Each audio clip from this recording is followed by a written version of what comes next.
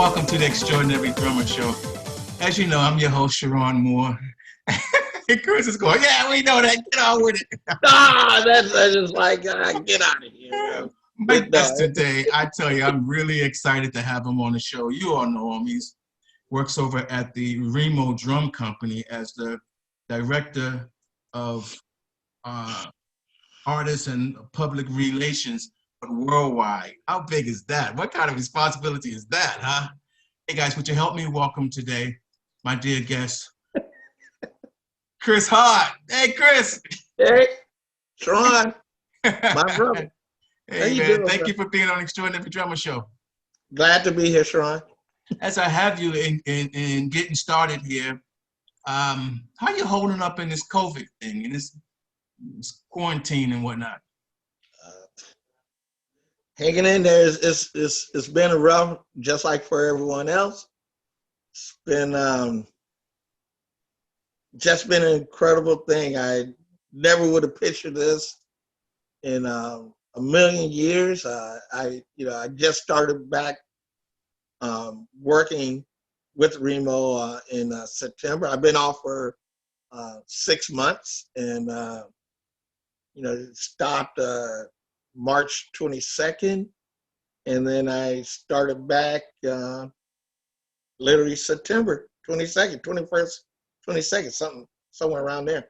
So it's been, to answer your question, it's been rough.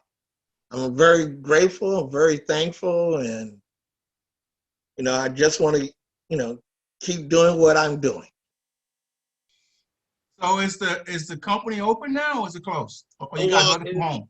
We're it's split. I could do I could work from home as well. Actually, I have to. So I'm gonna be splitting my time between the house and the office. Gotcha. Before I, of course, get into your great career and body of work over at Remo, I want to go back and do a little history. But let's talk about them plaques behind you there. I see them plaques behind you. This is probably the only decent place I can get Wi-Fi.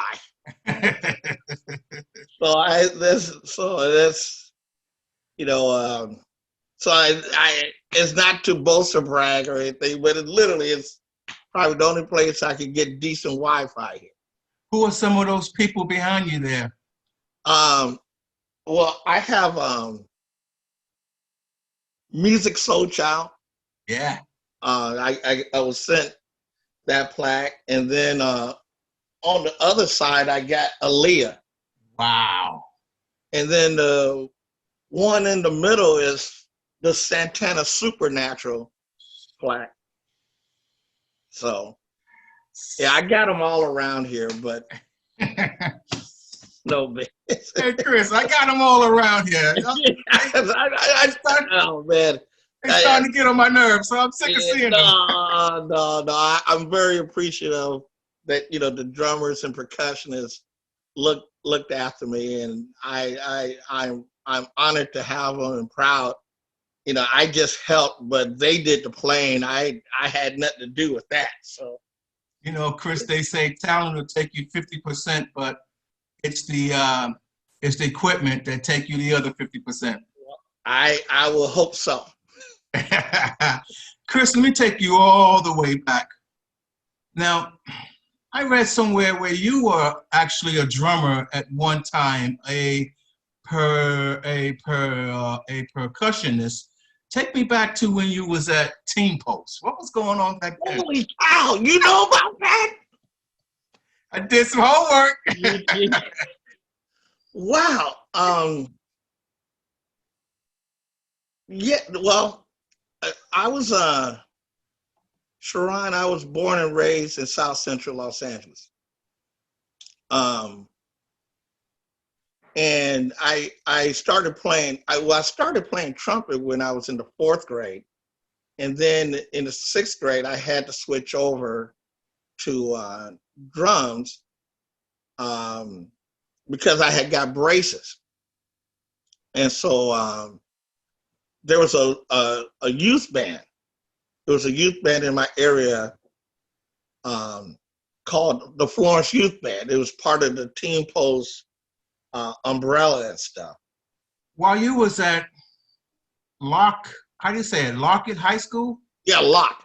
While you was at Locke High School, did you join the band or were you in the band Modulation? What was that about?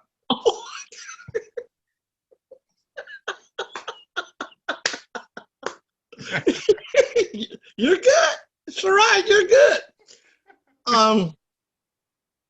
Well, let me take you before that. So I went to my 10th grade year. I went to Fremont High School in South Central LA, and then a lot of us, I shouldn't say a lot, but it was quite a few people left left Fremont to go to Locke. Now we were under the tutelage of you might have heard this name, Reggie Andrews. Reggie Andrews was the band director at Fremont at one point, and then he was going to Locke, and so he had told the students, hey, if you want to get a better musical experience, you should transfer to Locke. So me and just so many other musicians, we transferred to Locke. Now, I transferred to Locke in my 11th grade year. In my 11th grade year, I still have buddies at Fremont. So there was a keyboard player and a bass player that I knew. They had formed a band, and that band was Modulation. And so, I had started playing percussion with that band, and it just lasted a while. What was the short of that name, Modulation? Module? No, it was Maj. Marge, that's it. Yeah, Marge. Yeah, You guys, we had signed a record contract, and the owner of the record company said, Modulation sounded dated. And so we were going around figuring out we came up with so many different names. And then I don't know who in the band had came up with the term Maj, and we loved it. So we went with, shortened Modulation to Maj. what was going on at Cal State University College? So I started Cal State LA in 1980. And I went in as a music ed major. And then by the time I graduated, I was a liberal arts major concentrating in marketing.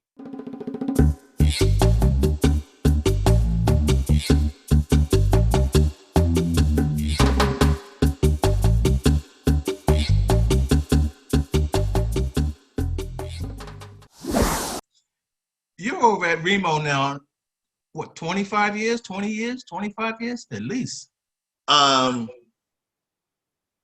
No, I've been there 28 years. 28, wow. Yeah. Boy, that time went by quick. How did you get that job at Remo? How did that come about? It was a fluke. It was a fluke. It was totally, I always wanted to work at the music side, the music business side. And, every Sunday, I would buy like a set of newspapers and just look through the classifieds. And my wife, Veronica, she ran across an ad for a data entry clerk at Remo Inc. So she asked me, she saw the word percussion. I think they used that word in the description. She asked me if I ever heard of Remo. I'm like, yeah. And she said, well, they have this position. So I went down and applied, and long story short, they hired me. It is, yeah, it is, I just took off from there. Where did you start at when you got the job? What position did you start in? So let me take you through this channel here. I started off at data entry clerk. One day we were at the office. Now the office was in North Hollywood. Remo, and the office wasn't small, Cheron. It was literally like we had a hallway where you literally had to let one person walk through before you could go to the other side. It just so happens at this day, I was about to go to lunch. I'm at one end and Remo's at the other end. So I see him at the other end, and he was he was standing there, and he's signaling me to come. I'm like, no, no, no, you come, you can come through. And so Remo says, no, no, no, no, I need to talk to you. Come, can you come here? So we kind of met up in the middle. So he says, I need to talk to you. And I said, oh, okay, well, we can talk now. And he said, were you about to go somewhere? I said, well, I was about to go to lunch. He said, oh, just see me after you come back from lunch. And Cheron, I stood there like, no, we can talk about it now. I said, no, no, no, no. Go to lunch. See me when you come back. So I went to lunch. It had to be the worst lunch I ever had. I'm worrying. I still remember that day. I went to Carl's Jr. and I threw away my sandwich. I couldn't eat. I was just nervous. So I'm walking back to the office and I'm thinking, oh boy, I did something wrong. I'm going to I was literally like, I got to get to the unemployment office, file unemployment, stuff like that.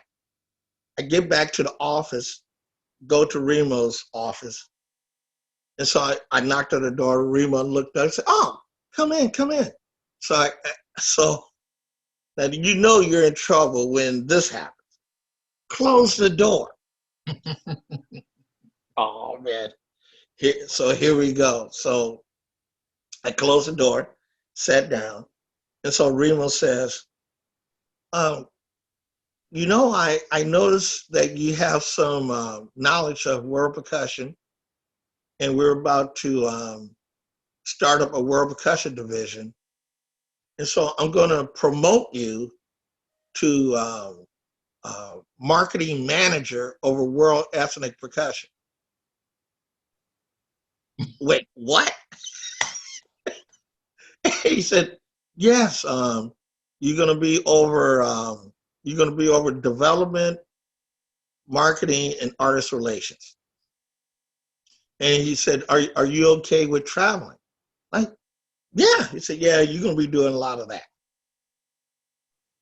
So at one point I was, the marketing manager over world ethnic percussion for Remo. So through the years, I was doing that. And then, then I became the marketing promotions manager, which was nice because people, it gave me a more of a broader stance where I could deal with drummers and percussionists. And then from that position, director. Wow. Did you ever go back and get yourself some lunch?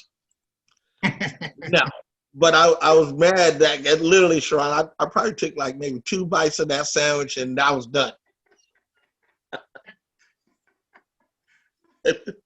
So, but it's been a great run, and knocking on wood, I can continue as for even longer. What was Remo like? I saw him once at one of the music schools there in Hollywood. He was with Vic. He was with Vic Firth at Walk Band. What was he like as a person?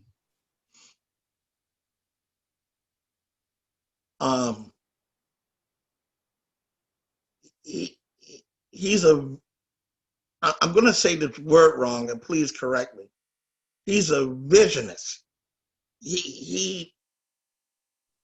His mind is like, believe it or not, one or two steps ahead of probably a normal person. He's a really, he's a thoughtful person, and Cheron, and people don't believe me when I don't say this much. I said it, in an interview many years ago, but the thing that I learned from Remo was he listens. And when I say listen, Cheron, he listens. And I don't care who it is. It could be the Queen of England. It didn't matter who that person was. If he was in the conversation with you, he listens. And that's the one thing I learned from him, is that when you don't think he's listening, like we're conversing right now, he's listening, and he's, you can see his mind, taking it and, judging what he should say next and stuff. That he's a thoughtful person. He's, he's a businessman for sure, but he does care.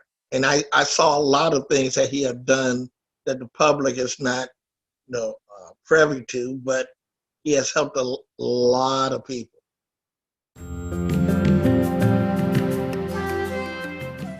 One of the reasons I wanted to have you on the show, Chris, was I want to talk business about drumming, about drummers, and some of the younger drummers, even some of the pros and guys at the next level. But I want guys to understand what is endorsements, what is marketing, what is promo, what really happens at NAMM. What do a drummer need to be thinking about, and what level do they need to be at when they come in and talk about endorsements? Where should a drummer's head be? Where their career should be at? What does they need to do? Long question, but I hope you get it. Oh, I get it, because I hear it all the time. I was trying to cut it off, but I got to make it plain. I get it. It's Cheron. I tackle this every day. And here's the situation. The endorsements, when I talk to guys about endorsements, I want them to realize what they're literally asking for. What they want to do. I want them to realize what they're asking, what they want and stuff, because when you sign, game is over. You can't be signed with one company and playing other stuff. It really, that's where it's at. And a lot of drummers, a lot of percussionists don't understand that. It saddens me, but that's where it's at. What does a company look for from a drummer when he comes for a endorsement?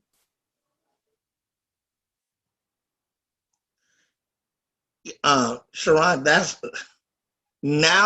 a loaded question, because back in the day, we evaluate guys with packages, how much you're touring, how much you're out there in the public, and things of that nature. Now, it has changed a lot because the music industry changed a lot. And so now is literally, a lot of it, not saying all of it, because it's not all, but a good portion now is, your social media content, how many views you get, how many likes you have and stuff. Now the the other qualities still is in play. Are you touring? Are you, are you doing, clinics? Or are you out in the public where they can hear you? They can see you play. That always going to be number one. But the one thing that impressed me, and believe it or not, a lot of people don't know, is how much you know the product. Because you're a representative of the company. And if someone see you play, and then, a drummer comes up to you and is like, what are you playing? What kind of heads do you play? Oh, I play the white heads. Wait, what? And Cheron, that happens more than you know.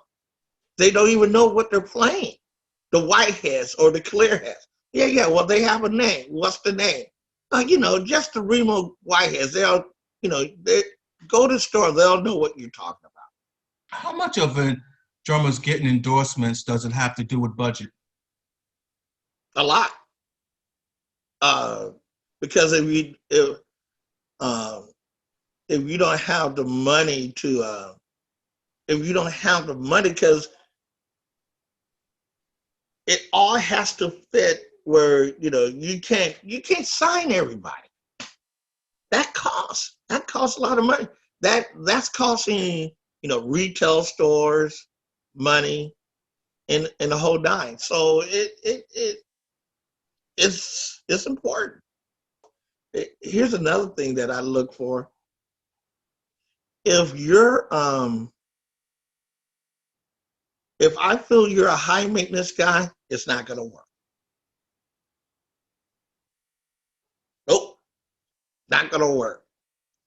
And as well as I, there's a lot of drummers that are just high maintenance, and no way I'm going to work with them. I don't care how many views or likes they have. I'll take the hit. But I'm gonna stand on my laurels and say, you know what? You ain't got to deal with them. You can just say hi and like, oh, keep talking to Chris. We got to deal with them. And it's like, no. So you got to be careful. The old pain in the butt guy, huh? The old pain in the butt guy.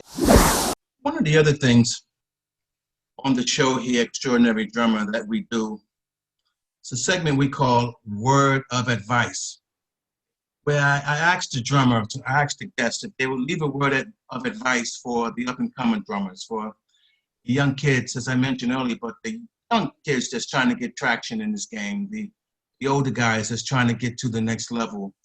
What words of advice would you give them? If you are, look at yourself. Sit down and look at yourself. If you are a musician, learn music.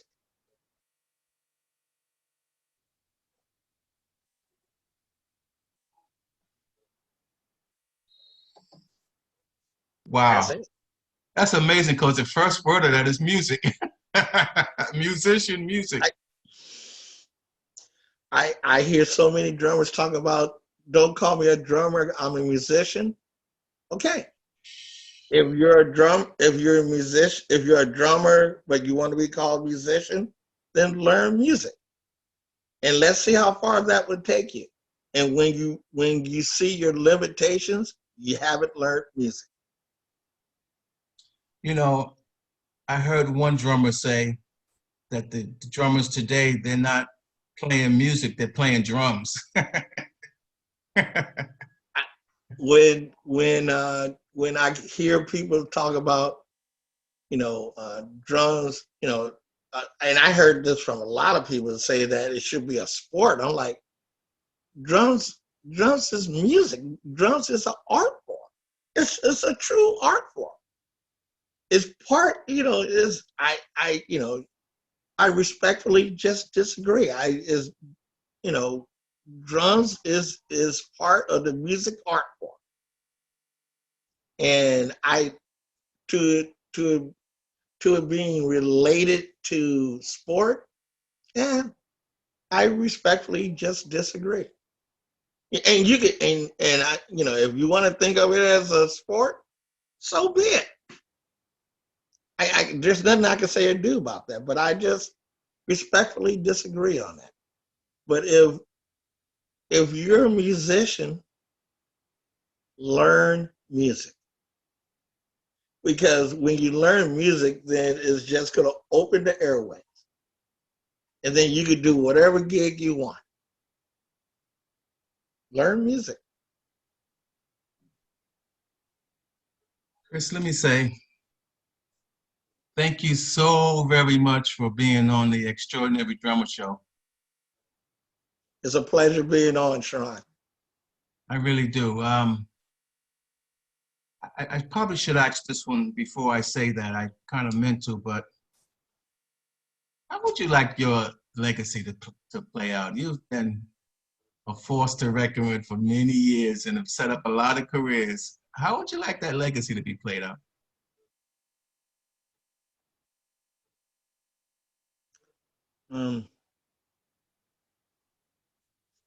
That is a great question, Cheron. I always said that God put me in this position for a reason. And he put me in this position to help those who, others might not, lend a hand to help. And, if how I would like it to be seen is he, Chris always tried to help those who couldn't help themselves in this music industry. I think that's probably the best way, and that could be debatable. It could be argued, but I hope that my work in my 28 years and hopefully beyond would stand the test of time. I can assure you it will. I can assure you. I can assure you.